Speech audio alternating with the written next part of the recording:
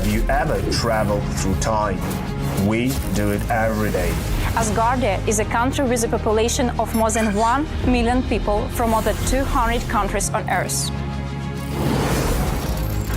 Asgardia gives everyone equal opportunities, no matter what their earthly status is. It is possible to create and live in the future right now. Are you ready? Forward progress is the solution to the entire human race. Our mission is to bridge new horizons. In Asgardia, there is no limit to the universal development in the fields of technology, finance, and arts. Asgardia is a new space and digital economy which creates opportunities for the global economy. We deliver innovations. Do you want to get on board with us? We are developing various kinds of digital businesses, attracting them to the Asgardia platform that can be backed by the means of our umbrella, i.e. franchising of the Asgardia brand. We can not only attract investments into space programs from prominent institutional investors, but also affordable amounts from the citizens of Asgardia. We comprise of more than 1 million people. Asgardia is a chance to realize one's dream. This is a dream-driven space nation. Asgardia is a chance to belong to a community of free-thinking enthusiasts, goal-driven dreamers, and fearless innovators, theorists, and scientists. We are the first space nation. One humanity, one unity. Asgardia. We are creating the future.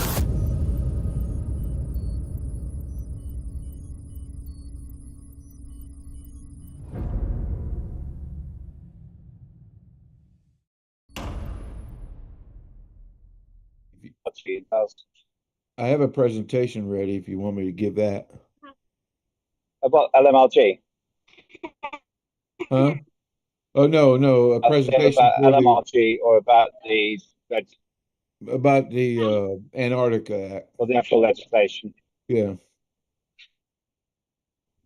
Okay, but don't do that yet.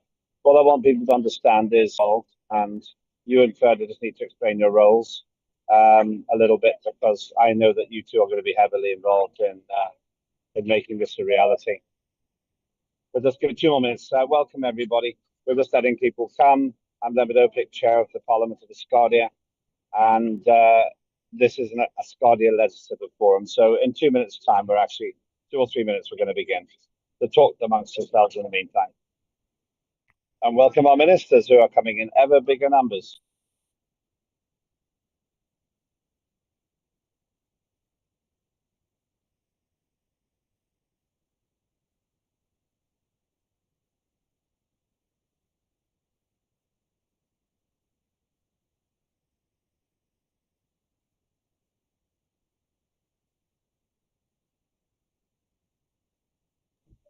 You're looking shocked, John. Yeah, it does. It makes me look younger with these studio lights.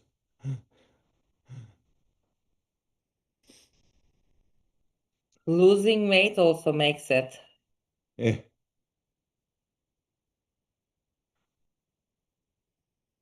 Okay, we'll start in 2 minutes. Can you press my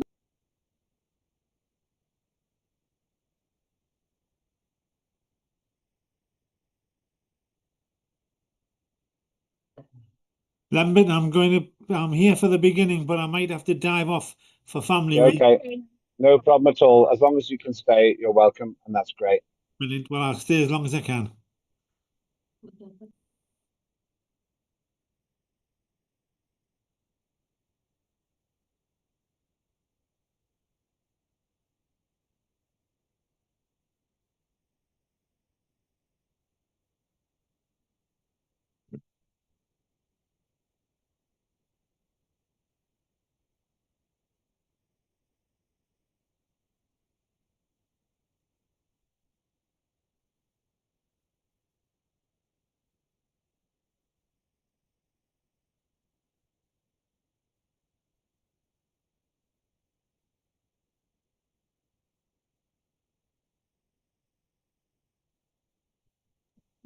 One more minute.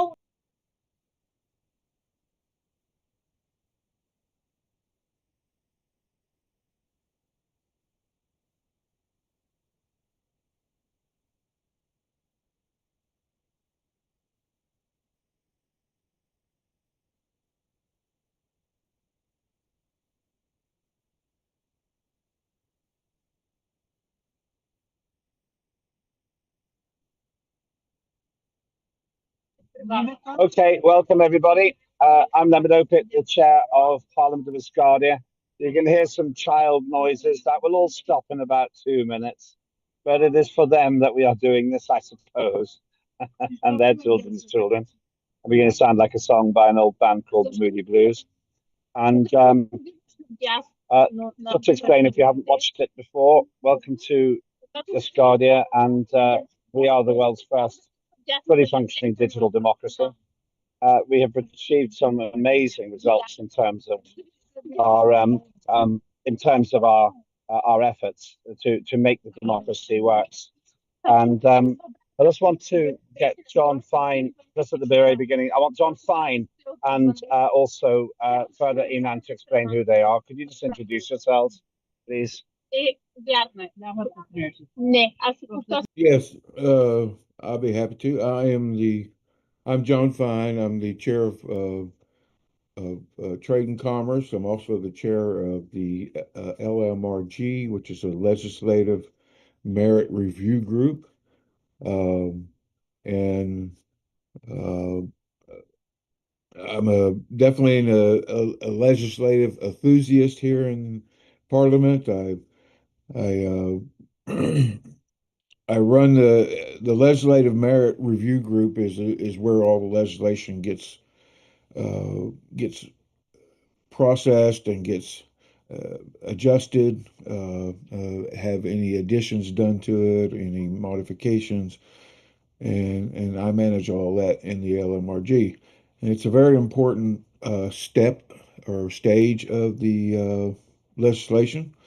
It definitely has produced some very productive work and some very quality work with all the ministers and that's one of the greatest things about it is the ministers and the chairs of parliament, the ministers of government and the chairs of parliament can all collaborate together inside the LMRG. And you know, I it's mostly done through email and text and stuff like that. We don't have any physical meetings, but uh, we do have a live site or a active site that everybody can go to in the Google Drive, and if you can actually do live chat in that site if you wanted to, if there's somebody was in there adjusting or suggesting anything on a piece of legislation, you'd see them in there and you can actually chat to them while they're in there. So it's actually a really good system and it works really well. And we've had a huge participation out of uh, uh, over half of the committees and I would say at least half of the ministries. But most of the petition justice has been one of the ministry has been one of the biggest participators, and Mark Beer, and he's definitely been a very valuable contributor to that process. His wisdom and his skills are just, um, just above board. So yeah, I definitely I'm like he's like a mentor to me because I definitely watch his stuff because it's really really good. And Escardia is very lucky to have somebody like Mark Beer uh, out there working for us because he's very talented. Um, the chair of parliament, of course, Lembek Opik, is very active in there and makes suggestions. They're usually on the fly somewhere, a little this, a little that, and whatnot, but they're always good suggestions. So, and they definitely help keep the process flowing. And but there's been so many, it's hard to say all their names. We got Ferda Anna, we got Sarah Clark, we got it just goes on and on and on. So Ricky is a big influencer. And it's just we've got a good active team there working for us. So, but that's pretty much what I uh, do now is that's my primary purpose is in the LMRG. The Trade and Commerce Committee we have pretty much done all the legislation that we need to do for the first phase of legislation, which was framework legislation. We've got all of our framework legislation done. So right now we're just working on some of the second phase legislation, but and that's what we'll be working on this year is all second phase legislation, which is more like implementation legislation. The first stage legislation was enabling legislation, framework enabling, and that pretty much what that does is open the door, and then the implementation legislation lets you walk through the door and do the things you got to do. So. And that's what we're going to work on this year is the enabling or implementation legislation. But yeah, it's I know I've had a great time here, and I really love everybody. And I know I probably don't show it sometimes, and don't say it sometimes. So, but I want you all to know, every one of you, that I do love you, and it's it's that special Asgardia kind of love. So, and I definitely love your participation and want it. In fact, your participation, somebody's mic is live. It's really throwing some noise on my end. But that your participation in the legislation when we're going through there, even if it's just like Ricky Sickles one time, he took a photo of his notebook and it had his notes in it and he sent it to me. And believe it or not, I got a lot of valuable information off that did change the course of the legislation. So even if it's something like that, hey, send it on, um, and we'll use it. Don't think I won't use it. I personally make sure everybody's suggestions get uh, thoroughly checked and thoroughly considered. So, um, yeah, we'll definitely use it. It just, if we can, of course, it has to stay within a certain framework. And uh, the rules and the Constitution and all that and the protocols. But if it's valuable and it can be used, it gets put in the legislation. So please send me those suggestions. But anyway, that's it. That's all I have. Thank Thank you. you. The noise is in my background. I'm shifting from one system to another because I'm getting too much Oh, noise. okay. I apologize for that, and also for the earthquake appearance of my machine. What had happened is my computer had failed overnight, and I'm just getting that running. It'll be a lot quieter in a moment. Further, can I just ask you to explain what you do as chair of the Foreign Affairs Committee, please? Of course, this is Ferdinand, and as you know, you remember me for the members of the Asgardia, but I came with the by-election, and more than 3 years we are working for doing the foreign affairs legislations and inventing projects for foreign affairs and parliament to work together for the committees. My main intention was to produce projects that we can cross work together with the other committees. And also we will be working on the, of course, global communication with the governments and countries, and we will be doing other projects as well. Right now, with LMIRG, we are working on new secondary legislations for continuing parts of the foreign affairs legislation, and we are trying to finish our job for the pointed duties for foreign affairs from head of nation. Thank you very much. Thank you, and that should be better now. Wrong background, but at least I should have comparative silence now. So good to see you in a slightly better from a slightly better system. Sorry, I was having problems with my system. Now, oh, Ivan, yeah, over to you, Ivan. Oh, everybody. Oh, Well, thank you for welcoming us for this ALF, this Asgardia Legislative Forum, as ministers, pending our future, knowing what will be next. I'm also thankful for John and his initiative to create his legislative merit the Review R group. review. Group. Yeah. So I was wondering about that initiative, if it would not be time, since we would like more cooperation, to welcome the 4 judges we had a chance to meet when we actually were in our last in-person meeting in Dubai. As I talked to them one by one, and they would like to feel more included, because they are maybe in a phase where Asgardia is not, since they were not involved as much as we all have been in the past, and they have been brought in, Asgardia creating this judiciary branch. It would be maybe a suggestion to bring them in, this review, the LMRG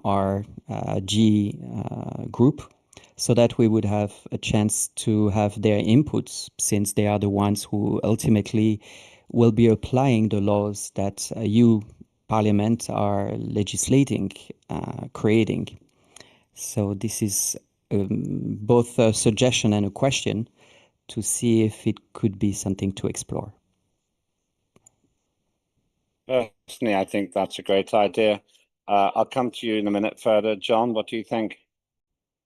Absolutely, yes. That's one of the reasons that, and one correction, Ivan, I didn't actually create the LMRG. That was the chair of parliament and the chair of government that originally created it, and they appointed me as the chair. So, but yes, absolutely.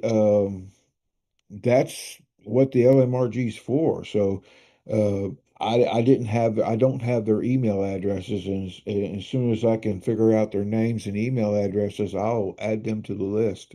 Absolutely, and they'll get a welcome letter from the LMRG, welcoming them to the LMRG and telling them how they can participate. So, yeah. Okay, that's great. That's a huge step forward. Action step there, John. Let's ask Linda to make a note that I need to get you.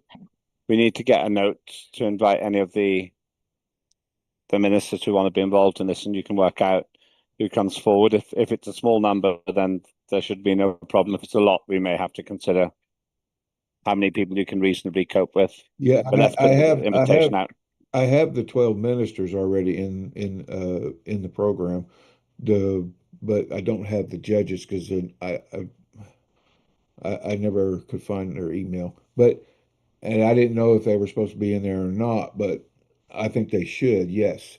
So if you're okay with it, Chair, I'm okay with it. And all I need is their email addresses and I can add them. Well, I was going to say, you preempted me a little bit. The other thing I need to check is to make sure that there's no conflict of interest with them having, I think Peter might want to say something about that, with them having an involvement here, because there's an old rule which you should keep the legislature and the judiciary apart. Let me just get Peter, who I think he wants to comment on this. I haven't forgotten you, but let's get this point first. Peter. Thank you, Chair. Yeah, the problem is, just as you've highlighted, that the judiciary must be kept separate from every other form of government. And although they are part of the government in one sense, and we should consult with them on a regular basis, we should invite them to meetings of consultation and they can give guidance. They cannot be part of the legislative process. That would be a fundamental breach of a parliamentary democracy which we have. They must be kept separate. I loved speaking to them when we were in Dubai. They're really wonderful people. and I enjoyed talking to them, and they are very, very clever, and they could give us a lot of input, but it would have to be at a special Parliament meets the judiciary meeting. It cannot be part of the legislative process. Otherwise, we undermine the very essence of the democracy on which we're founded. So I agree that it would be lovely to have them there all the time, but it also would be unconstitutional and wrong in that sense. Thanks, Peter. I'll check that, but I think that's probably my understanding too. Further, Ben, John, I think that's the order. John's hand might still be up from before. Further. Thank you. I was gonna say similar things, but like John, but there's an important point. Yes, we needed LMIRG, so to activate the workflow, so it was a solution, and it is working very good. And the procedure is in the parliament to finish jobs and work with other committees more easily, so it is functional. With working with ministers and all together, I don't know. I'm not a legal person, but after that, when LMIRG gets some legislation into their committee, it is improved. We are doing legislations with more quality, so it is important. Thank you very much. Thanks a lot. Ben. Hi, good afternoon from South Africa. How are you doing? It's always better when you're here. Faces. Nice to see everybody's faces. Yeah, I want to comment on the judiciary. Obviously, the judiciary has inputs and outputs to society. Judiciary also has inputs and outputs to government. And I think those inputs and outputs are the ones that Ivan has referred to, and I totally agree with him. Those channels or pipelines or whatever you want to call it doesn't exist currently. We're not talking about telling judiciary how to do their work. We're not asking judiciary how to do our work, but we need those interactions. You know, the input from society to judiciary is things like complaints and charges and evidence and legal disputes and appeals and stuff like that. And the outputs, obviously, the answer to that and how they reach that is obviously up to them. But then when we're talking about government and judiciary as well, we're talking about budgets, infrastructure, appointments of judiciary, constitutional clearance, comments to government on constitutional issues, not to society as a whole. Comments to government, and I'm talking about parliament and ministers on legislative issues. And I fully support Ivan's call that the judiciary should start becoming part of this process. Because if they don't know what interactions we need from them from Asgardia side, they're never going to develop it. Because as far as they're concerned, currently, if I was a judicial person in Asgardia, I would currently say that there's nothing happening in Asgardia because there's been no interaction with me, no inputs to me, no requested output from me. So I fully support this call from Ivan that we should engage with judiciary. I fully support what Peter has said. There should be clear guidelines on what that interaction would be. So the judiciary doesn't tell Parliament how to do its work, and Parliament doesn't tell the judiciary how to do its work. But that interconnection can be there, that the questions and answers and the comments and suggestions can flow between the two as pure data points, and that we can actually make sure that whatever laws is created in Asgardia by Parliament and whatever actions government takes based on those laws, that judiciary has an answer to it. when those laws are constitutionally valid, when government doesn't do its job or overdoes its job based on the constitution and those things. So yeah, so that's just my comment on that. Thank you. Thanks, Ben. Ariadne, then further, then I want to move on to the agenda. Yes, thank you very much. Well, I remember when Ivan Rosa makes the motto, one humanity, one unity. That's wonderful because in this moment we have that example with the ministers and the parliamentarians talking about the troubles, the consciences that we need to create together. Yeah, I'm agree with Ivan, I'm agree with Lambit, and I'm agree with Ben Bell, and also with Peter Mohan. Also, we need to respect the lines, but we need to interact between us. I think that. Thank you very much. Thanks, Ariadne. Last word to further, then we go back to the agenda. Thank you very much. As you know, when we are thinking about a legislation or anything else, firstly, we are discussing in the committees, after then going to our ministers, taking their advices. After then, we are making it in first draft and reading. After then, for secondary reading or improving, it goes to LMIRG. So in that timeline already, we have all ideas from everyone responsible. LMIRG makes it all in government and all in parliament. That makes other committees dig in as well too. So if we need any ideas, of course we will be getting, they are sending an invitation link into it.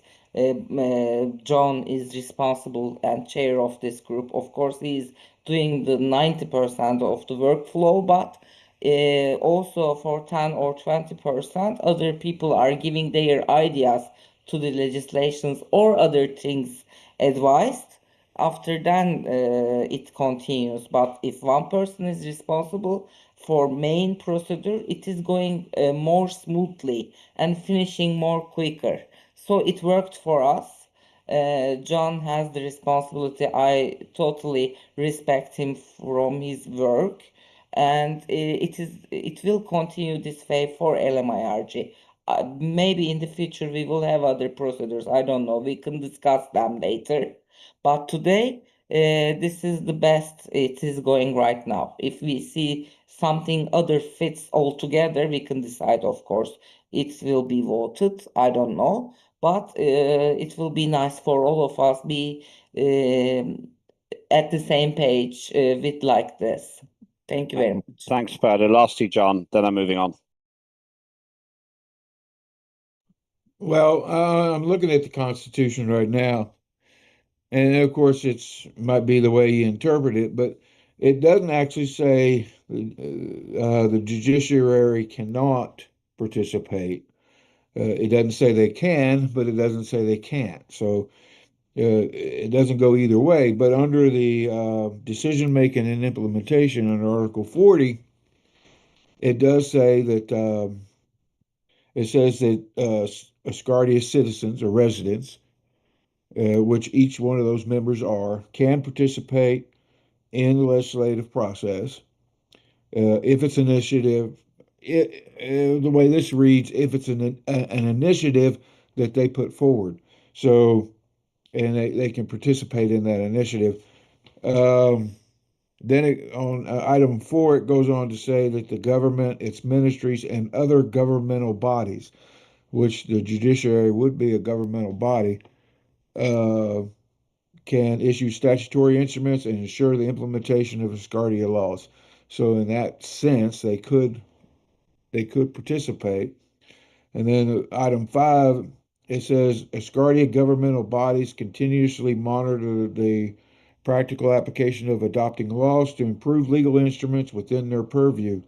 Monitoring and supervising the implementation of adopted laws shall be performed by Asgardia's supervisory authorities and by Asgardian citizens. by using the mechanisms for public monitoring by the means of electronic technologies. So that's really all it says. So Yeah. in a sense, yes, they can participate because they are citizens. But if it's and I don't know, and they are part of the governmental system. So I don't know. Well, let's not take that further now. Let's note, Linda, if you can put into my list that I need to investigate this. Ivan's raised an important point, and I certainly was pleased to see the judiciary at the Executive Congress as well. So, Linda, maybe we can do that after this session. I'll reach out to the Supreme Justice and ask his position. That's the right thing to do. But thanks, Ivan. An interesting point, though. I do feel that Asgardia is coming together this year in a really powerful way. It's great to see ministers here too. Let's return to the agenda now in that context. First of all, I'm hoping this will be under 2 hours because I want this to be really part one, and part two will be at a later stage and quite soon because I have to report back to the head of nation with this, and we have to put legislation into the next digital sitting. So we've done really the opening item. I'm going to explain in a minute why we need terrestrial territory. After that, Decree 89, I've asked that Linda will eventually share that when we get to that. We need to look at it. You have received it, but I want to put it onto the screen as well. Then we're talking about the specific legislation on the land of Asgardia in Antarctica Act. That is specifically what Dr. Asher Bailey, the head of nation, wants us to do. I've put further Enan's name there because he's chair of the Foreign Affairs Committee, but in reality, based on what we've just discussed, John and Ferda have been very heavily involved in it, and then we close. I hope that we will be finished by 1400 GMT because I want us to come back and look at that legislation in more detail. We have an advantage because more work has been done on that legislation than I realized, and that's great. So I think we need only a short time in between, but I need to also consult with head of nation because he is actively and closely involved with what we're talking about. Okay, so item 2, why do we need terrestrial territory?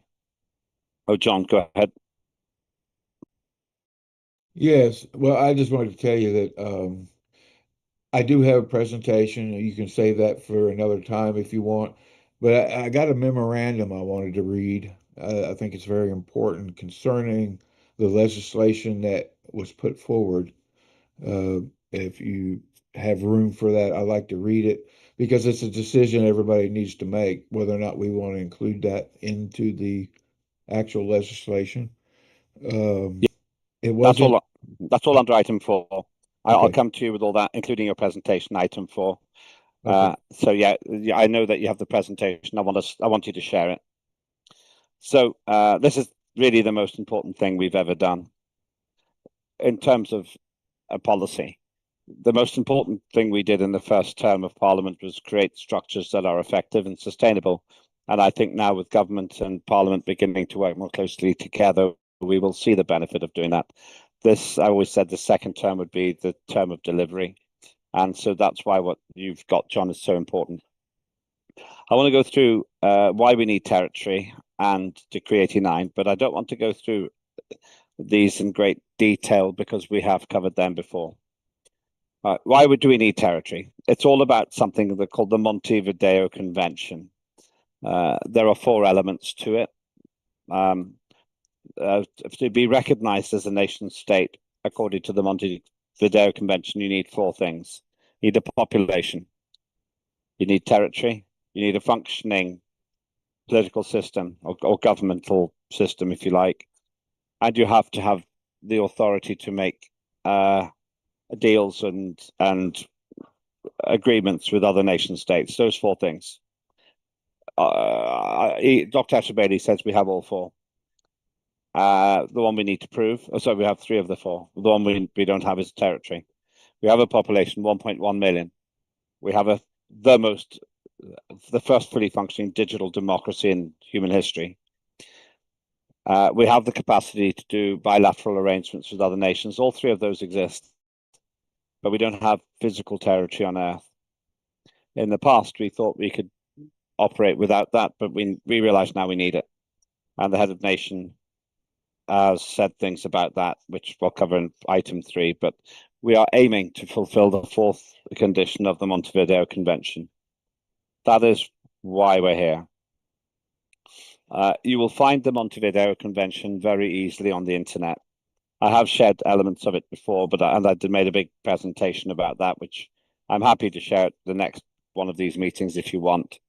But really, the way to look at it is the 4th item that we have to fulfill is physical territory on Earth. Ivan. It seems to me that the first element, I mean, there are 4 points, as you said, in the Montevideo Convention. The first one is to have, I don't know if the adjective is permanent, but I think it has to have a population that lives in the territory that is claimed, I mean, as our territory. And that means if we have to have a population there, apart from penguins at this time, maybe we need to also explore to consider having people who would be on site and to be fulfilling the criteria of the Montevideo Convention, as far as I understand it. So it's a comment and also a question. Let's come to that under Decree 89 and under items 3 and 4. You ask exactly the right question.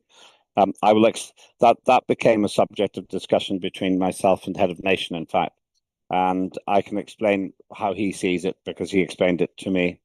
So yes, hold that thought. We'll come to it on item 3 or 4. Actually, I'll tell you now. The head of nation considers us having a population as not necessarily having to physically be in the territory itself. And the example, I had not considered that before. I had the same position as you, Ivan. But he made this point, and I thought about it, and I realized that if everybody in Italy all went on holiday together, so there was no one in Italy, I know that's not going to happen. But if it did happen, Italy would continue. It wouldn't stop being Italy while everyone was away.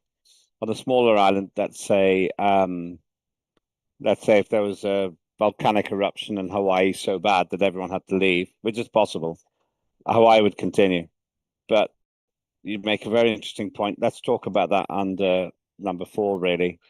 And it's one of the things we do have to get there on. I'm going to just finish one more point on Montevideo Convention. That is what we're working towards. And the point Ivan makes is really interesting. Does the population have to physically be there? Does it have to be permanent settlement? And I initially thought they did, but now I'm not 100% sure because I'm not a lawyer, but we'll need to get legal guidance on that. Ben. Yes, I'm trying to search for the agenda. So I'm not totally sure on what the points are or the Didn't you order get of it? the points are. Did you not receive it? Or are you just No, I lazy? didn't. I haven't gotten into my email yet. Okay. But I just want to add on to what Ivan has said. Remember, the Montevideo Convention doesn't say you have to own the land. Okay? It just says you have to have a population which you manage. It doesn't say that the land has to be undisputed or have undisputed borders or you need to have ownership of the land. I'm not too sure about if you can claim land and have your population somewhere else. I think legally that doesn't make sense. You can't claim land in Asgardia and have your population spread all over the world and now say that you've got a population that you manage. You know, you at least have to have a core group of people together in one place that you manage. Personally, I see the claim in Asgardia as forcing the issue of the of the Antarctica Treaty, and I also see it as partially satisfying 1A of the Montevideo Convention, but not fully. I have discussed this with John and with others during Dubai, that if we could engage another country and rent territory from them and run a population there where we provide services to that population, civic services, those types of things. That would actually satisfy the Montevideo Convention. And I don't have to wear five layers of pants just to go outside of my house. So I think this should be a two-pronged approach and should be looked at as a two-pronged approach. Yes, we want to own land in Antarctica, but our population doesn't necessarily have to be in Antarctica. But it should be a concentrated population where governance can be executed over them to satisfy the Montevideo 1A Convention requirement. And that could even mean renting a special economic zone from Dubai and settling a population there. Because the average population, which is mentioned, is between 5,000 and 50,000 people. If you can manage 5,000 to 50,000 people as a population, then you satisfy the Montevideo Convention. So I think we should keep that type of thing in mind as well.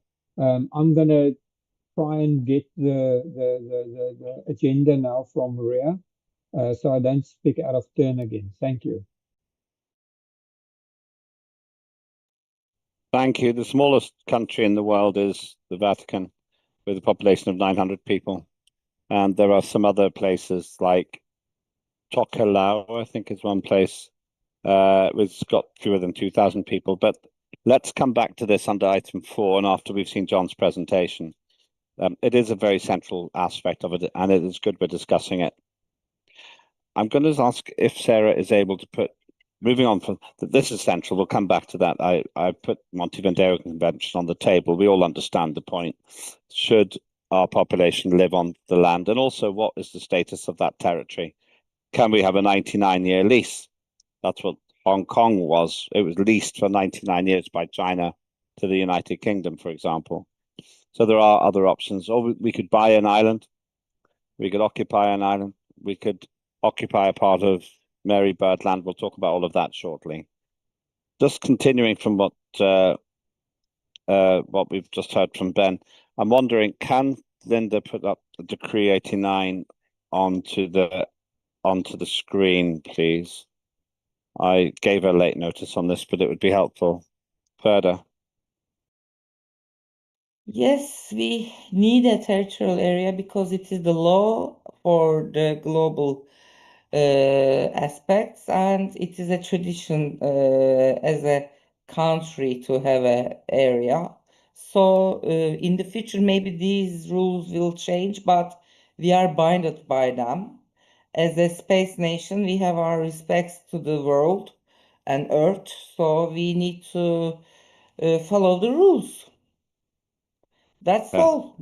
Thank you. Well, yes, and we have to define what those rules are. Let's have a look at Decree 89. Can someone put it on the screen? I don't want to do it because I can't really chair when I'm screen sharing so easily. If anyone has it available. Linda may have it. You can even put the agenda up. It's in the agenda, so. Well, whoever puts it up first, I thank you, but someone needs to put Decree 89 up on the screen. Essentially, Decree 89, there we are, thank you. That's great. I'm not going to read it in detail, but Decree 89 is what we're doing this for. Let's go, thank you very much.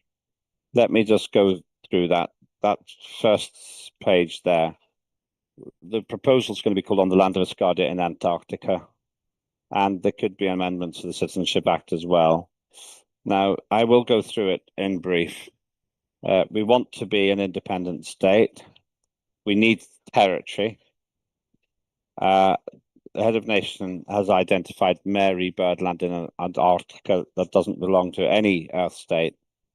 And here's the core point that head of nation and others make. We were not a state in 2016, until 2016. And the Antarctic Treaty was signed 50 years before that, basically, 57 years before that. Can we go to the next screen, please, Ariadne? Thanks. I mean, sorry, other. Right, okay. So our instruction is to draft and consider a legislative proposal called On the Land of Asgardia in Antarctica.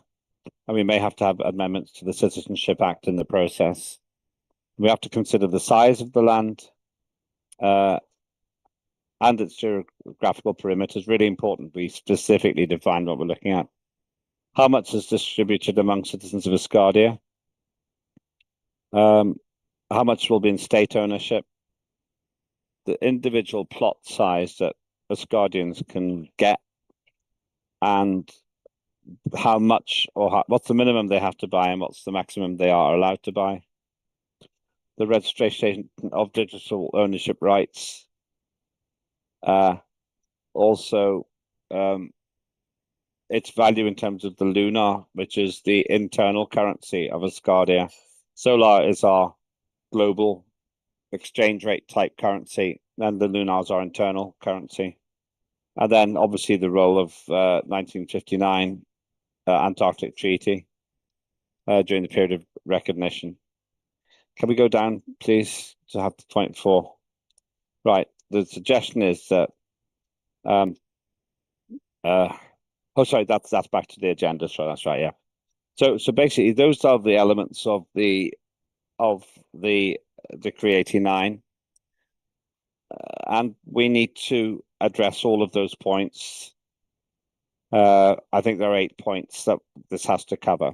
The good news is we're further ahead than I realized.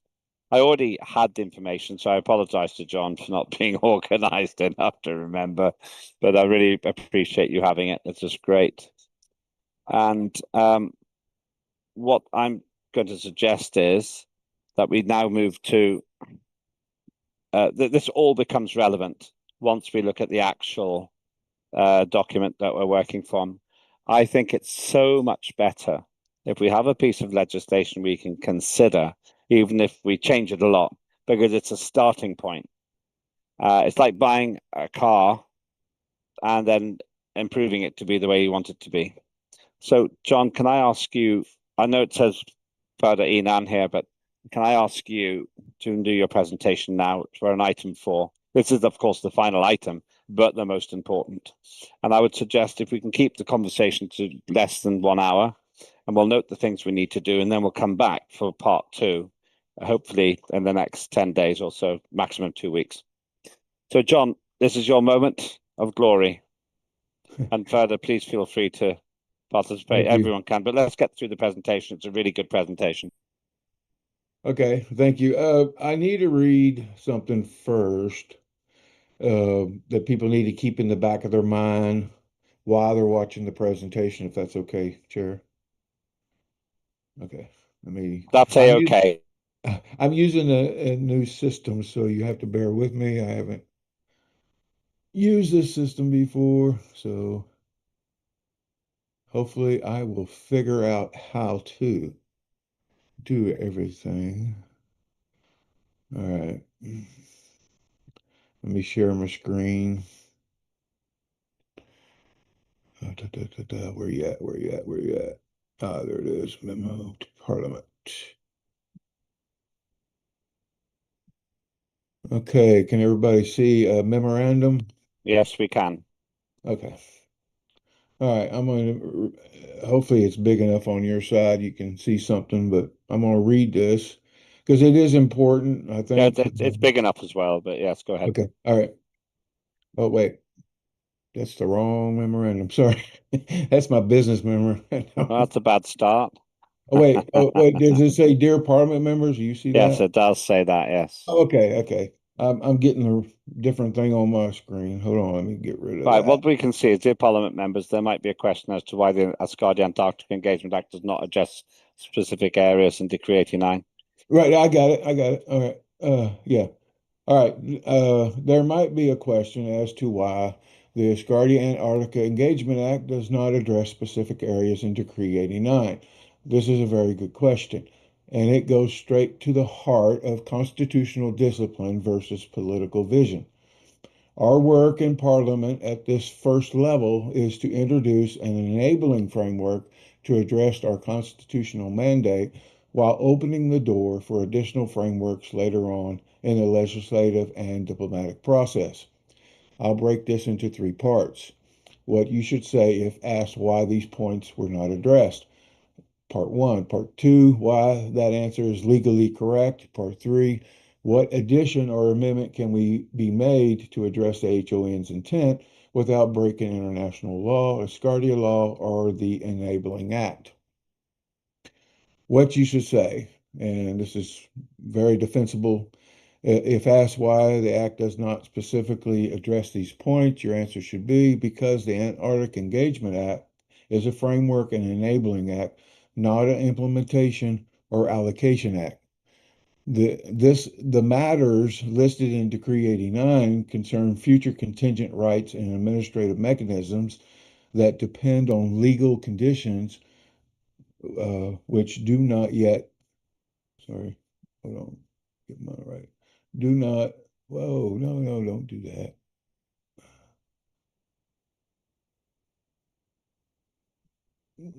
Okay, and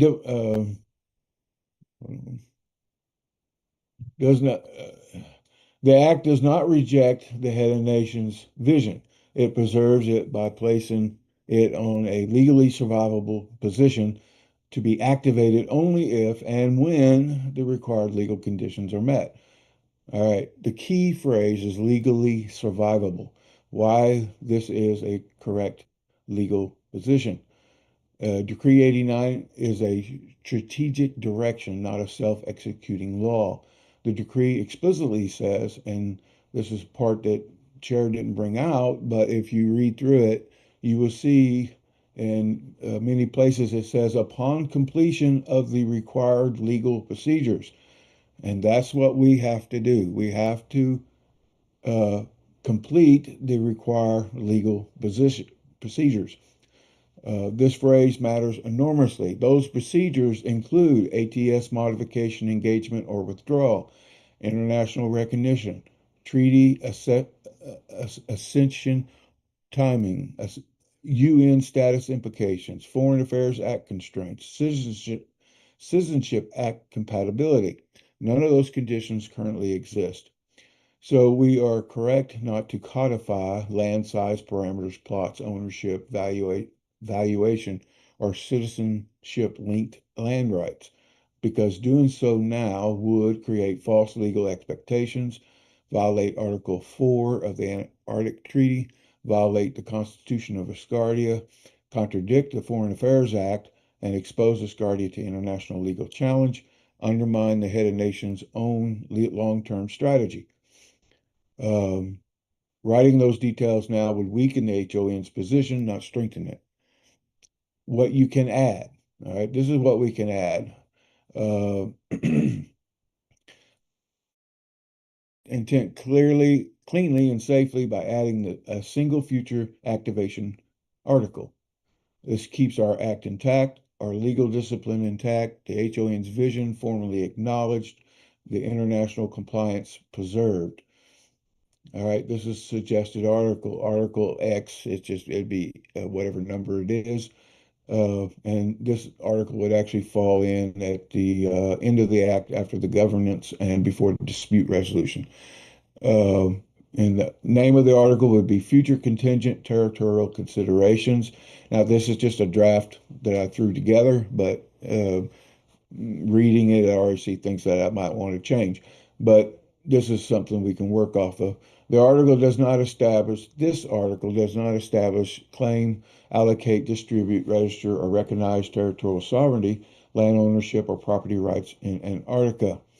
The Parliament of Asgardia acknowledges the strategic vision expressed by the head of nation concerning potential future territorial, citizenship, and digital registration frameworks relating to Antarctica as set out in Decree number 89.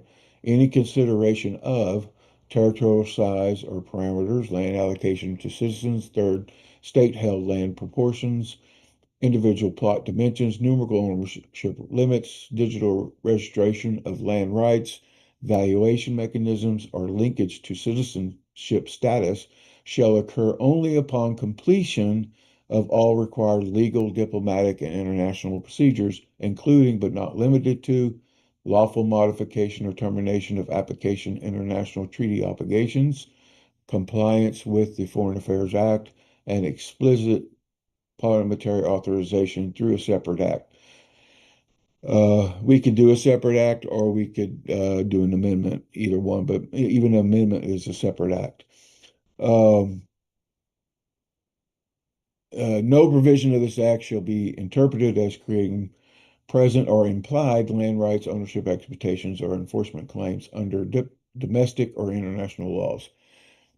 All right, and the reason this works, it explicitly references the HON decree, protects against ATS violations, defers implementation properly, keeps the act framework level, prevents legal overreach, shows respect, not resistance. And this positions us politically as Parliament. We do not block the head of nation. We do not dilute division. We protect Asgardia from legal harm. We create a lawful activation pathway. We keep Parliament in control. We preserved international credibility. Okay, so that's basically the memo, and there's some other little points, but I'll send this out to everybody at the end of this today's session so that everybody gets a copy of it. All right, now the presentation. Let me hold on. I have to stop share. Boom. All right, let me see here. I'm working from multiple screens. This is brand new to me, so oh, where are you at? Where are you at? Where are you at? I don't see it.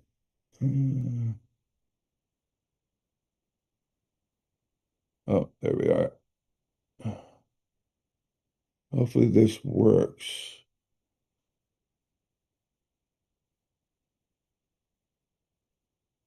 All right, can you all see a Yes, we can. Yes. okay, a presentation? Hold on. Okay. All right, is it large now? It is. Okay. Because see, I can't see on this end what you're all seeing. All I can see is the stuff I have to read. So, It looks fine. It looks fine. okay. All right. In summary, this act establishes a lawful treaty compliant framework for Asgardia's engagement relating to Antarctica. It explicitly prohibits sovereignty, territorial claims, and commercial land activity in Antarctica while enabling scientific, environmental, and cooperative engagement through recognized partners. The Act further clarifies lawful strategic options outside Antarctica, ensuring alignment with international law, executive authority, and the head of nation's strategic vision. This, oh, wait, oh, I'm doing the summary. Hold on, it's on the end of it. I apologize, guys. I will learn this new system. Anyway, okay, here we go. Esteemed colleagues, this presentation covers the first reading of the Asgardia Antarctic Engagement Act, advanced through Apogee Packet number 5.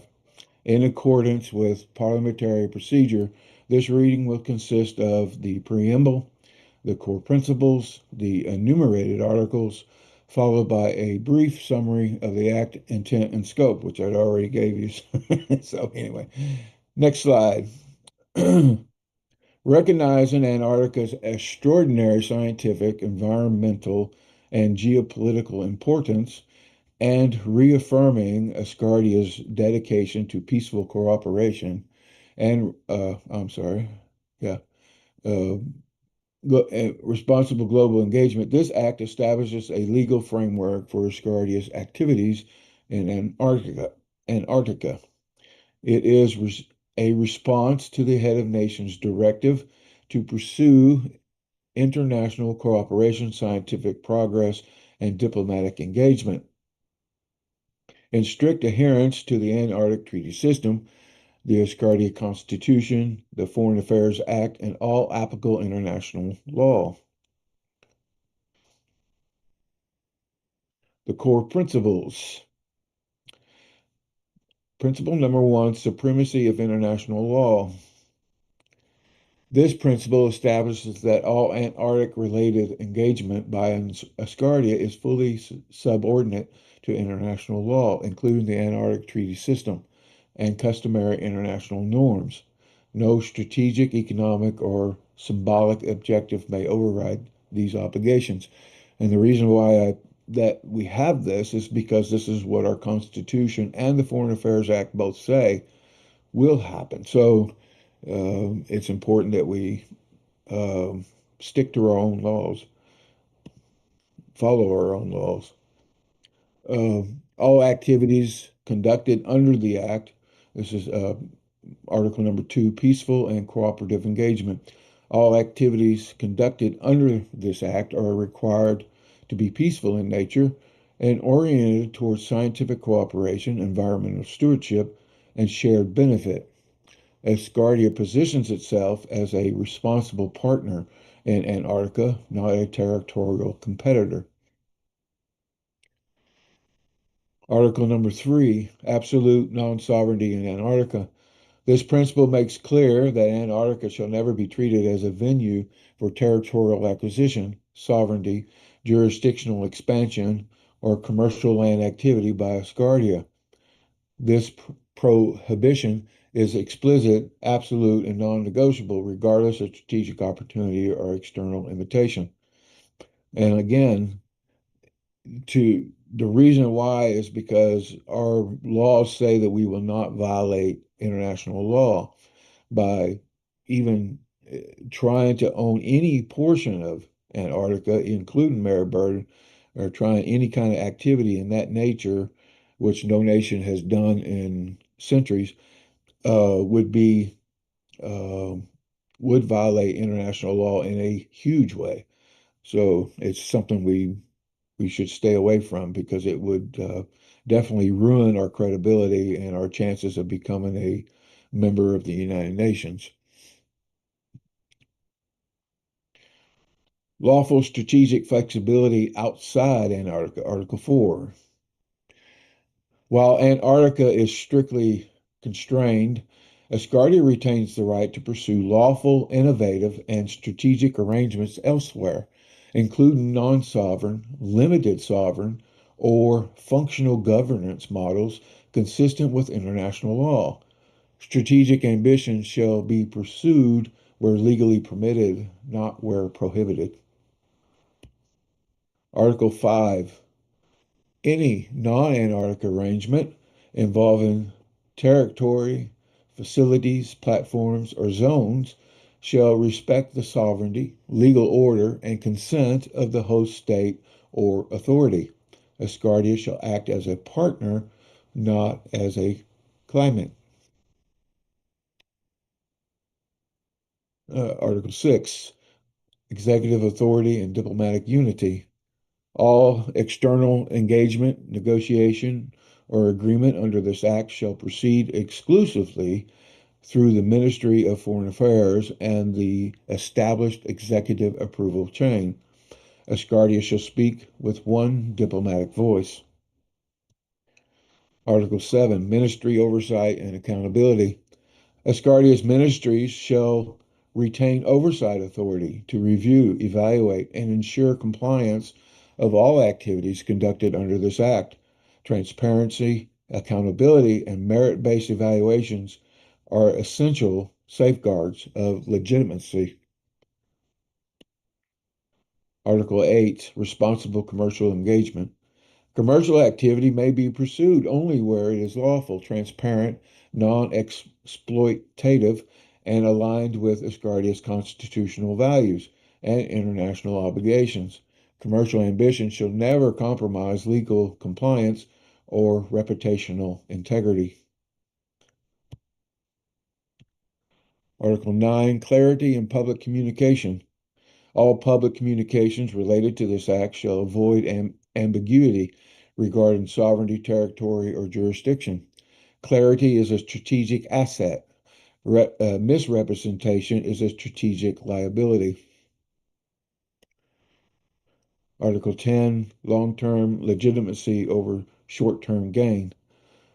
Asgardia shall prioritize long-term credibility, recognition, and trust over short-term symbolic or speculative advantage. Every action under this act shall be measured against its impact on Asgardia's future standing in the international community.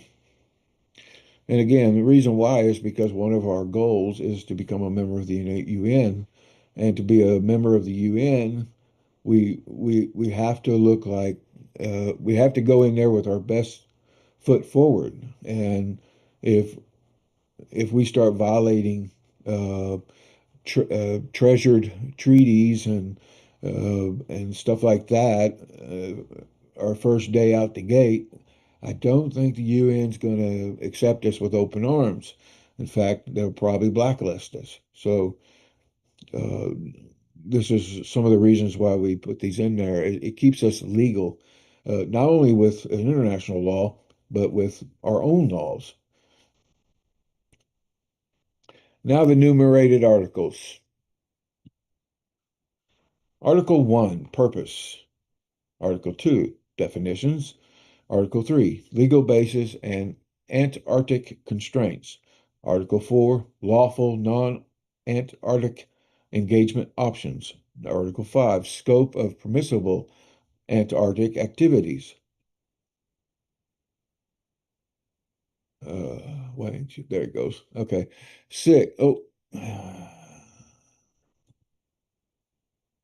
My computer locked up for a second. 6, transparency and public communication. 7, international cooperation. 8, implementation and review. 9, supremacy clause. And 10, dispute resolution and remedies. And here's a summary. That's a beautiful picture, by the way. I love that picture. So, okay. And that's it. I already gave you the summary at the end, so I won't go over that again. But yeah, it's a very good act. But like I said, that memo that I read at first, if we want those points that Lambert pointed out at the beginning, then that's how we do it. We can add that piece in. If everybody's okay with that, I will add it into this act. It's not been added yet. I was trying to keep the act short as possible. The act is still good the way it is, and it still covers those areas. It just doesn't cover them specifically. So if you want those areas covered specifically, then we can add that last part that I've said in the memo to the act. But I'll leave that up to everybody here. We can discuss it now, and if they think it's adds value to the legislation, we'll add it. If they don't, we won't. So that's where we're at. Thank you. Thanks, John. So I'm going to give us up to 30 minutes really to have a conversation about this. Here's why. We're not going to be able to resolve the legal details. We need to get professional input for that. So what we're doing now is everyone's got the chance to say whatever they want. And Linda will make notes of this and we will share this as we progress. I will just add 2 thoughts. I would like to be more assertive about Asgardia and Antarctica, but I'm not a lawyer and I'm not going to guess. I don't want us to just be guessing. So, first of all, it's great that that piece of legislation exists, but the second point would be, I want to see how far we can go and how fast. But I'm not going to say much because really, Linda's going to make notes of what is said here, and then we need to move to the next stage, and then come back and have a detailed discussion about content. Luca, then Ben. Hello, everyone. Thank you for that, John. As always, thank you for your nice presentations. I'm not very strong, let's say, background in understanding all the legal consequences of this attempt.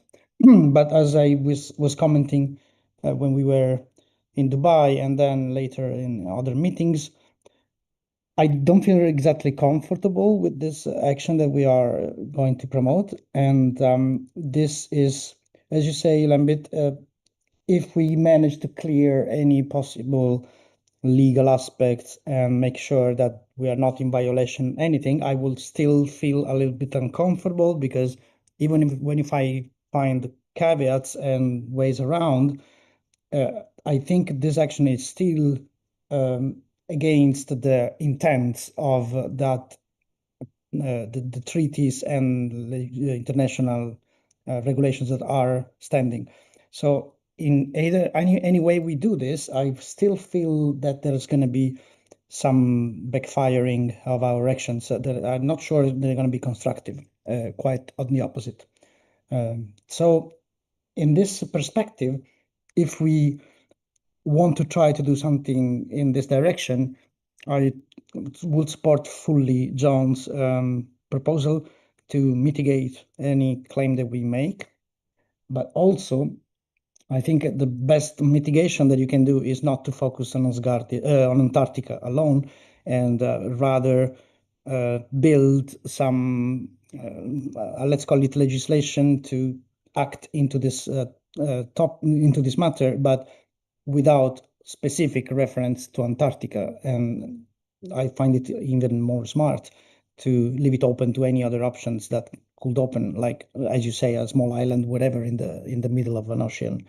And I mean, I'd rather go for the principle than for a specific example, for at least at the beginning. Then, as we clear the road from possible misunderstandings and violations, then we can focus more on targeted things. And I have to say that the decree is there it's a public document. It contains statements that anything we do now with the legislation, they will be read in the context of that decree. So I don't think this will save us in any way from being, let's say, easily dismissed by the international community because of that. So this is my fear. There is a second thing that I just quickly mentioned, but it's been said before. I don't think Antarctica is the smartest choice, even from the point of view of the logistics and the feasibility of the project, because there are probably ways more viable options, less expensive to maintain or actually put some population. Even if you want to put a scientific experiment in Antarctica, well, we don't have means to do real big science. We can do something like isolation experiments like Sirius maybe, and that there's no need to be in Antarctica for that. You can be in an island in the middle of the ocean with much easier reachability and livability. I'm not convinced of the necessity of that.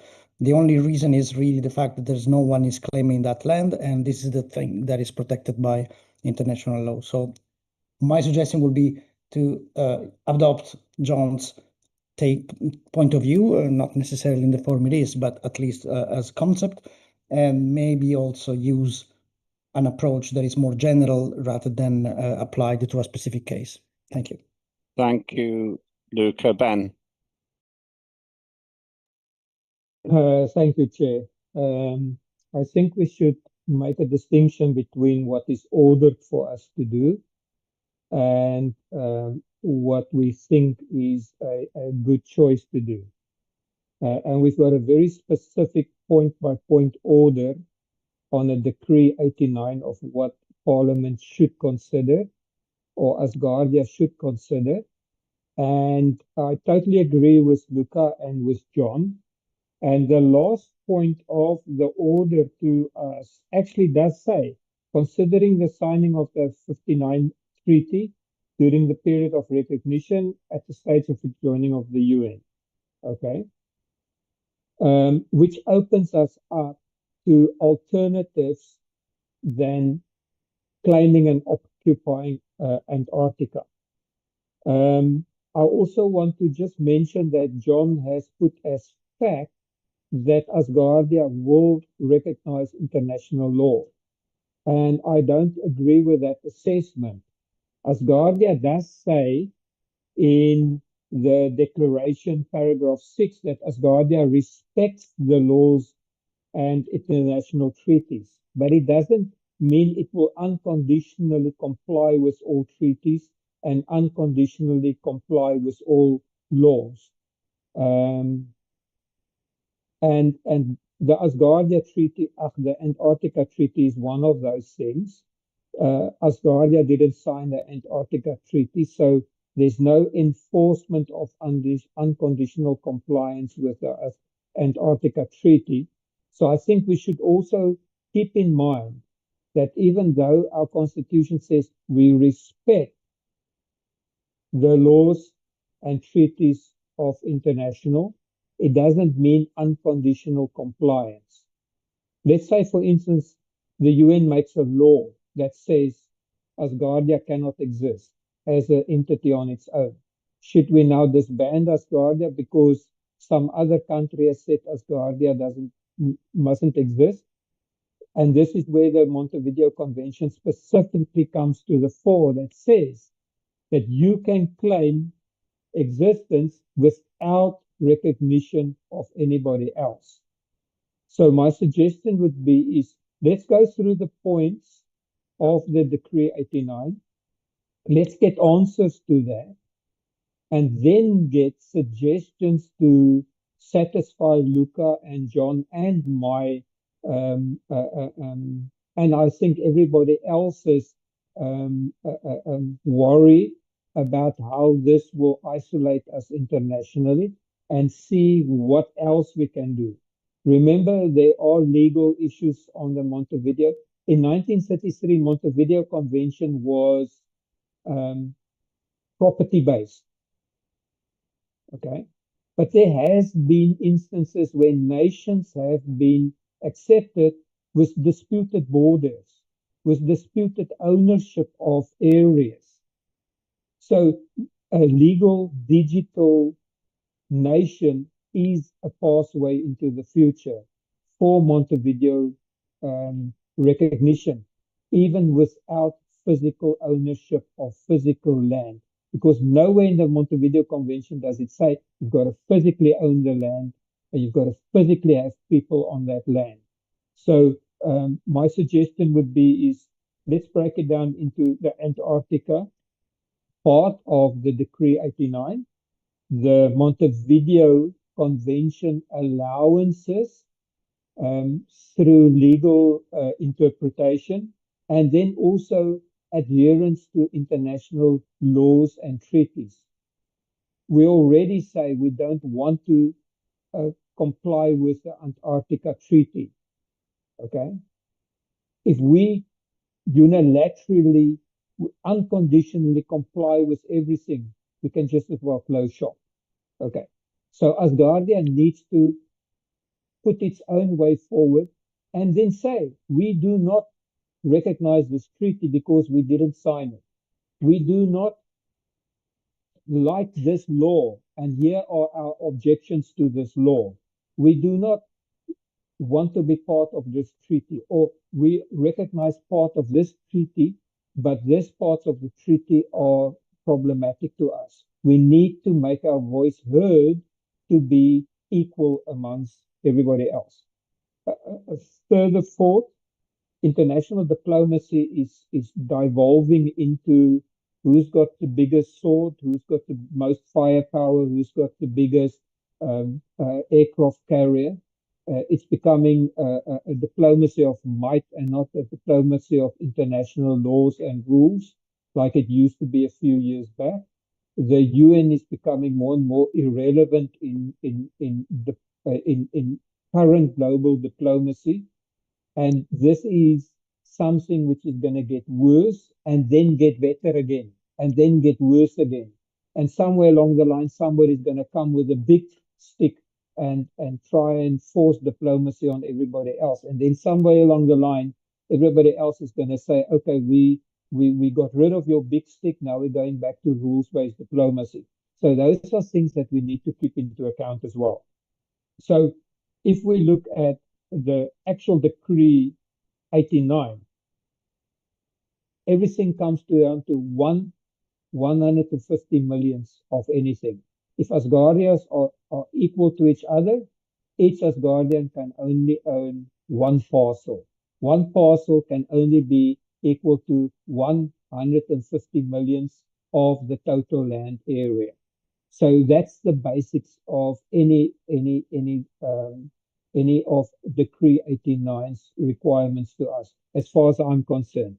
The moment that we allow one Asgardian to have two parcels of land in Asgardia, we are creating an unjust and unequal system. That's just my seeing on it.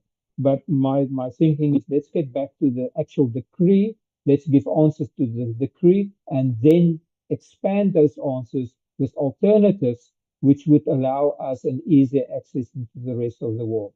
Thank you very much. Thanks, Ben. I'm going to suggest the following process, that everybody can have their say today.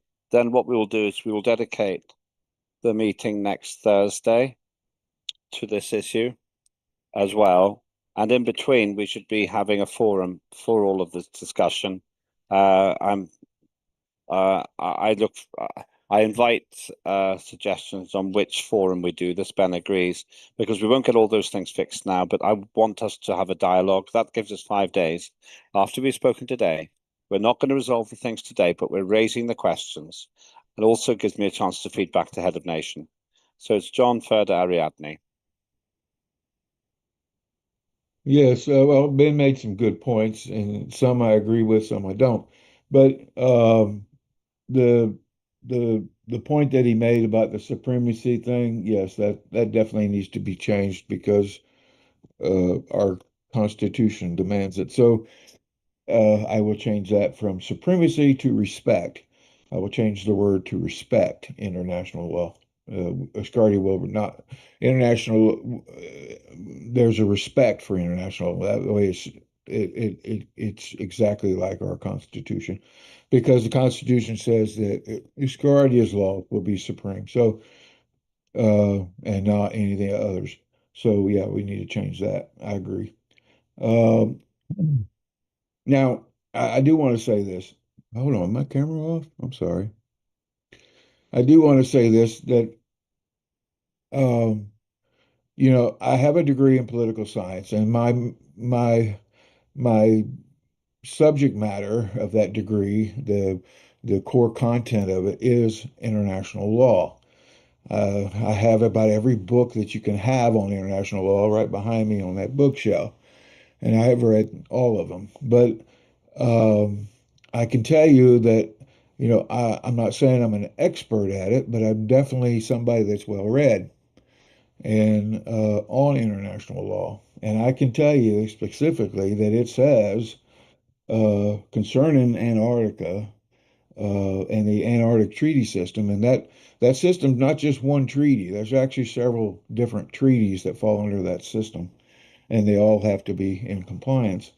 But it specifically says, irrespective of conditions, it don't matter if you signed a treaty, it don't matter anything. And the law specifically says that, irrespective of conditions, uh, no nation, not even the nations that currently own the land in Antarctica, are claiming it.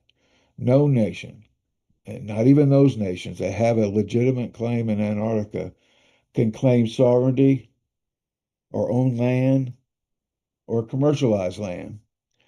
And the only thing that Antarctica could be used for is scientific research, environmental research, and stuff like that, and which is currently what's going on in Antarctica. Now, currently, the United States has been moving out of Antarctica. They've been moving some of their stations out. China has been putting more stations in. The other nations, Russia and Great Britain and whatnot, have maintained what they have. So, and that's what they do. They do research there. That's it. And that's all Antarctica, even the Mary Bird Land, because the treaty shows the whole entire area as as off limits. In fact, you cannot get into Antarctica unless you go through, like, there's like two specific ports that you have to go through. And if you don't have authorization and clearance from the Antarctica authorities, you don't get in. You can't just get on a plane and go to Antarctica. I guess you could a helicopter if you owned one, but if you plan on traveling there through commercial means, you can't do it unless you have a specific reason for being there. But anyway, and then also what we've been ordered to do is to draft a piece of legislation, which is what Parliament does, right? And with the cooperation of the ministries, and to do a piece of legislation and use the protocols that we have already established here in Asgardia, the first thing we have to draft is a framework act, and which is what I presented earlier. That is a framework enabling act. We can't not do an implementation act right off the bat. An implementation act would do those things that would specify land plots and stuff like that, but we're not there yet. But each one of those areas that it says to specify, it also says that once all legal conditions are met, so, and which we haven't done yet, we haven't met the legal conditions yet. And one of those legal conditions is to pass an enabling act or a framework act on Antarctica, so, or engagement of Antarctica and other engagements, and which is what the act that I put forward does. Now, that piece that I put in does specifically address the areas. It doesn't say, it doesn't calculate what those areas are. It opens the door for them to be calculated later on down the road, which is, if you want me to add that in, I will, and I'm already actually considering it. So because it would actually address the specific areas of the Decree 89. But those areas were going to get addressed anyway in a future act. Once we meet all the legal requirements that we have to meet before we even get to that stage of saying, yeah, they can have one plot, whatever. We're not there yet. We're not even, we don't even, we don't have a law that says we can do that yet, basically. So, and the Citizenship Act has to be addressed also, because it doesn't meet the Decree 89 stipulations, and so that has to be addressed, and that'll have to be done by the Citizenship Committee. So, and we're going to have to wait till they get that finished. They're going to have to put forward an amendment to the Citizenship Act before we can move forward with other priorities. So, but we can pass an enabling act at this stage, which is what we need to do. And that way we open the door to Antarctica. And that's what we need. We need to open the door to Antarctica.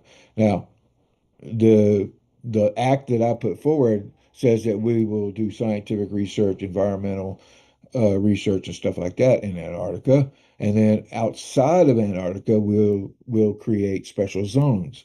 And Ben had mentioned this before, and that's how you get land. That's how you get territories, through those special zones, and it's legal, and countries are doing it all the time, and the international community accepts it and wants you to go that route.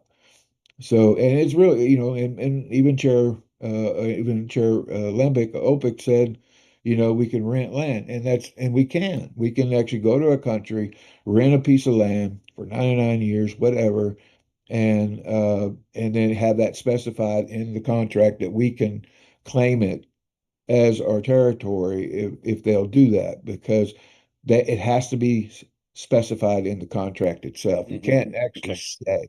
But anyway, that's the route to go. That's the legal way. That's the only thing option, international law, that's the only option available to us. And so if we don't go that route, then we'll have a lot of headaches that we don't want to have. Okay. Anyway. Okay. Any other comments? Thank you, John. As I say, today we're not going to get to we're raising the issues and the questions. Then we're going to have a debate, and next Thursday we'll actually have a dialogue about the actual progress that we've made in consultations. So other views today. Further next, then Ariadne. Thank you very much. I think we are looking for a word autonomous or autonomy area. And in that area, we should do experiments for people going to space, and it will be serious, and it should be accepted by all the countries on the world. So it is important for us do it right, because we have only one chance to do it. Thank you very much. Yeah, I agree with you. We have to do this right. I know Head of Nation is keen on us actually getting land there, so let's have a look. So Ben's put something on about Article 1. Doesn't require ownership of territory onto the document. That's an interesting point. And I do think of Hong Kong a lot when we discuss that.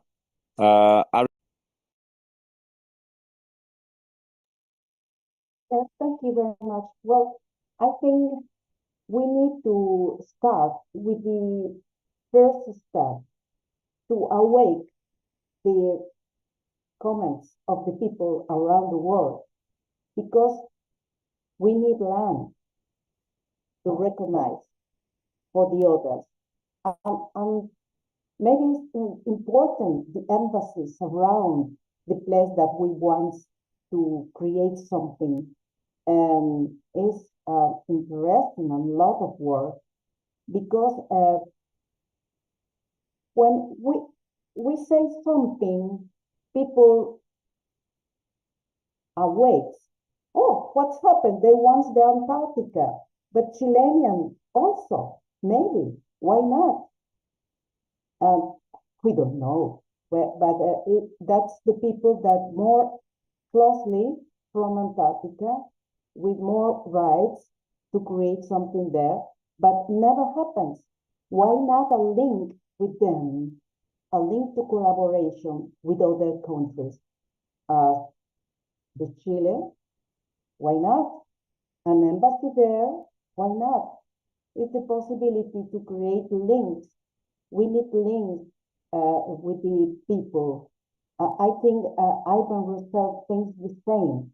We need to create a communication between the people around the place that we want. And this is my comment. I agree with Luca when says Ivan, it's a very expensive, more expensive is the space.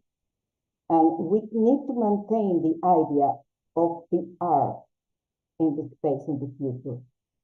But the first example is in the same earth that we live. And the place in this moment, without troubles, at last, is the Antarctica. This is my reflection. Thank you very much. Thanks, Ariadne. That's interesting. I'll open this up for any other comments before I say what we're going to do next. It's clear we need to get proper legal input, and I'm hoping Peter and maybe Mark Beer can help as well. And actually Salvos as well. Salvos is the other possibility. So those three people can do something useful for us. And after this, I'm going to invite them to review the content of this dialogue. The other thing I want to know is what forums shall we use for the dialogue between each other. We can use emails, for example. That's one possibility. The other one is Slack, if people like that. But we need to have a forum so that we can continue the dialogue. Anybody else want to make any other points today before I talk about next steps with a return to this on Thursday? John? Yeah, I just want to suggest using the LMRG. I mean, it's already there. Yeah. Okay. Obvious. And everybody has a LinkedIn to it already. If you're not, all you have to do is go into your Asgardia Google Drive, Yeah. type in LMRG, and it'll come up, and anybody with Asgardia email address can access it. Let's use that forum. You're right. That's perfect. They So can that's the talk forum. back and forth and everything on there. Brilliant. So that's the forum we'll use. Excellent. Peter. Thank you, Lambert. I think the idea of getting together with me and Mark Beer and I think Salvos as well, but also with the input which I've been waiting for some weeks now from the HON as to why he thinks, what advice he's had that we can acquire land in Antarctic. When we get all of that, I think we get together, in a side group, we talk about it, lawyer to lawyer, to lawyer, which is what that would be, and we then see what we can come up with. I mean, there are a lot of imponderables here. There are a lot of shady areas, not shady in the sense of underhand, but in the sense of unclear legal areas. And I think we need that ironed out. Otherwise, all of our members here are going to be debating issues which they don't really fully understand. So I think that that's a brilliant idea. And I think I'll speak to you, Lembit, through the week, and then we'll try and get together with those guys. And it doesn't matter what forum we use. And then we'll come back to the group, to John's group if necessary, to discuss what we have concluded. And in actual fact, even though I kind of poo-pooed the idea earlier, bringing in the justices on this could be absolutely vital. And we'll consider that as well, but not at the moment. So yeah, I think I'll do it. We'll start it off next week. Let's get something moving, and then we can do what HON wants, we can do what we want, and we can do what the world needs. Thank you very much. So we have a plan, and yes, this is good. I think this is good. So the plan is, let me suggest the plan. If you want to say anything today, then please do so. We've achieved the mission objective for today, actually. We have a plan, and I'll describe this now. But feel free to raise your hand for any other points that we need to talk about today. We're going to use the LMRG forum, an absolutely logical and correct and sensible point by John. That's what it's there for. And that group will talk. I'm going to ask if Peter's willing to reach out to Mark Beer and Salvos, but I can do that as well if you want. I can check with Salvos. I'll check with Salvos, he's willing to help, because he's technically head of the Mandate Commission, but it's very useful if he can help. But Peter can talk to Mark Beer about it. And that triumvirate, those three will talk. Then it might be at a later stage we ask some of the justices to be involved for their legal expertise. That's a really great idea. But we won't do that before Thursday, or before I'm advised by Peter on behalf of Mark and Salvos. And the other two things are, we've got a piece of legislation which will evolve. We're not going to refashion it in a group here. It'll take too long. But we're starting with that, and we shall evolve it. And the final thing is, I shall report to Head of Nation. This is the process we're taking, and check that he's agreeable with it, but I'm sure he will be. So unless anybody objects after last comments, the next thing is to continue this dialogue through LMRG. This sort of thing is done very well in writing. It's a really helpful way of doing it. I know from past experience of developing legislation in British Parliament. So then we go there, and then on Thursday we'll have an update, and we'll have one more of these to try to get to the actual legislative detail. I'm not going to share the content of this legislation with the Head of Nation yet. It's too soon. Right, so we got John, then we got Ben. Yes, okay. I just wanted to give a brief overview of the things that I will address on the legislation that I've picked up just from the conversations we had this session. I need to add something about international currency and solar currency.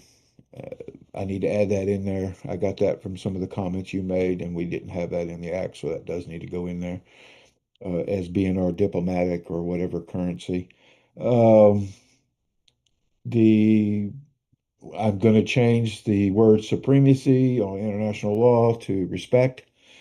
Got that from Ben Dell's comment, and that's valid, so that needs to go in there. And I think from just the conversation that we need to go ahead and add that article too. So I'm going to go ahead and add that as well.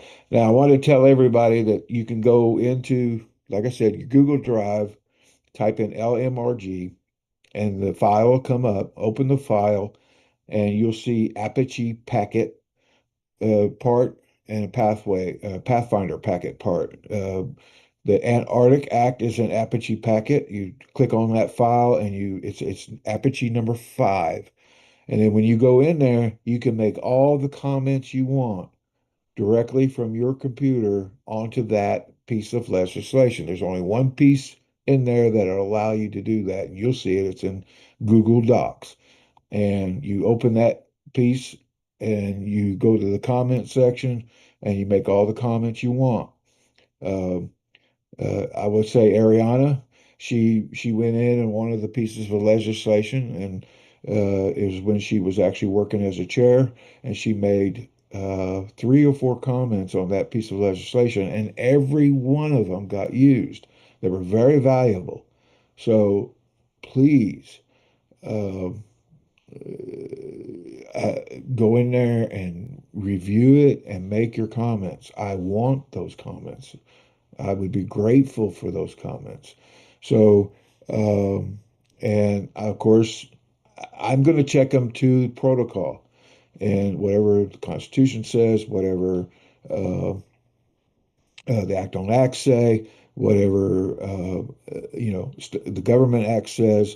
I'm going to check it against all that, and then if it's valid, it goes in, it gets changed, whatever, it gets modified. So yeah, and that way we can create the piece of legislation we want right there in the Google Drive. So yeah, that's all I have to say. Thank you, John. Appropriate that you're making the last commentary as well. I really appreciate everyone's views. And most importantly of all, we've got a plan. And that plan is, at least in my view, a really serious one. We're going to use LMRG. Let me summarize the 4 things. We're going to use LMRG as the platform. From now, we can carry on now, because we've had a good start now, and we can continue in detail on Thursday as well. Second thing, I'll update the Head of the Nation on the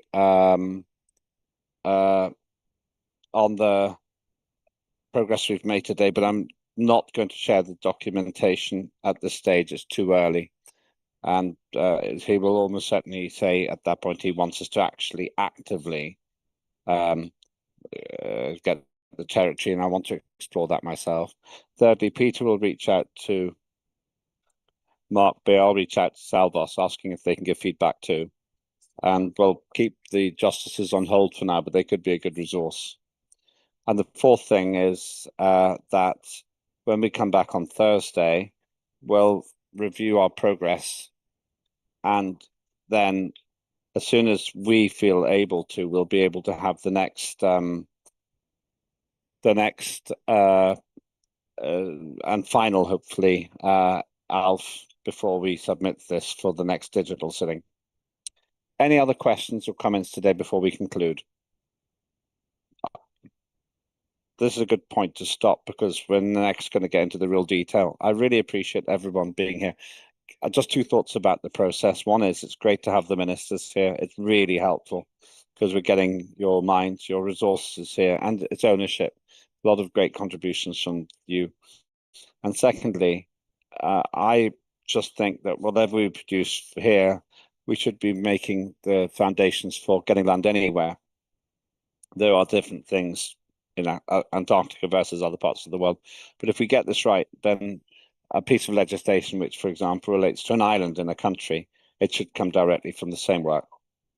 Thank you, everybody. If you like what you're seeing and you're not a member of the residents of Asgardia, then it's €100 to join. That's all it takes. But one other request, open to everybody here, please use the Asgardia app. You'll get it on the App Store.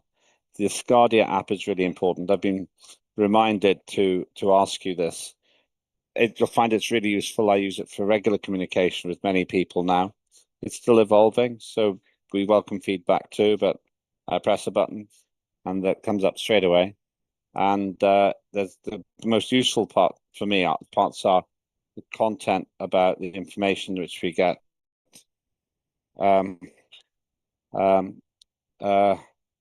Right, so basically, for example, with Head of Nation, I often communicate through that process with him, but we can with each other too. So please do try the Asgardia. Please try the